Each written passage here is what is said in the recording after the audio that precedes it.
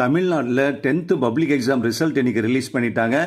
மாணவர்களுக்கு முக்கிய அறிவிப்பு வந்து பள்ளி கல்வித்துறை அறிவிச்சிருக்காங்க. 2 இன்ஃபர்மேஷன் இருக்குது. ஸோ இந்த வீடியோ எண்டு வரைக்கும் பாருங்கள், அப்போ தான் புரியும். ஸோ 10th ரிசல்ட் இன்றைக்கி வந்திருக்கக்கூடிய நிலமையில் மாணவர்களுக்கான தற்காலிக மதிப்பெண் பட்டியல், அதாவது ப்ரொவிஷனல் மார்க் ஷீட் வந்து என்னைக்கு கொடுக்க போகிறோம் அப்படின்னு அறிவிச்சிருக்காங்க.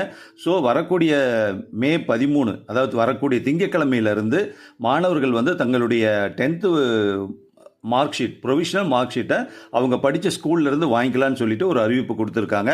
அறிவிப்பு நம்பர் 2 என்ன அப்படின்னா, நம்ம 10th ரிசல்ட் வந்து அதில் பாஸ் பண்ணியிருந்தாலும் மாணவர்கள் வந்து எதிர்பார்த்த அளவுக்கு மார்க் வராமல் குறைவான மார்க் வந்திருக்கு அப்படின்னு ஃபீல் பண்ணால் அவங்க ரீடோட்டலிங்காக, அது மறுக்கூட்டலுக்காக மே 15லிருந்து மே 25க்குள்ளே விண்ணப்பிக்கலாம் அப்படின்னு சொல்லியிருக்காங்க. அதாவது ரீடோட்டலிங்க்கு அப்ளை பண்ணலாம் அப்படின்னு சொல்லிட்டு, ரீடோட்டலிங்கில் உங்கள் மார்க் சேஞ்ச் ஆகிறதுக்கான வாய்ப்பும் இருக்குது. ஸோ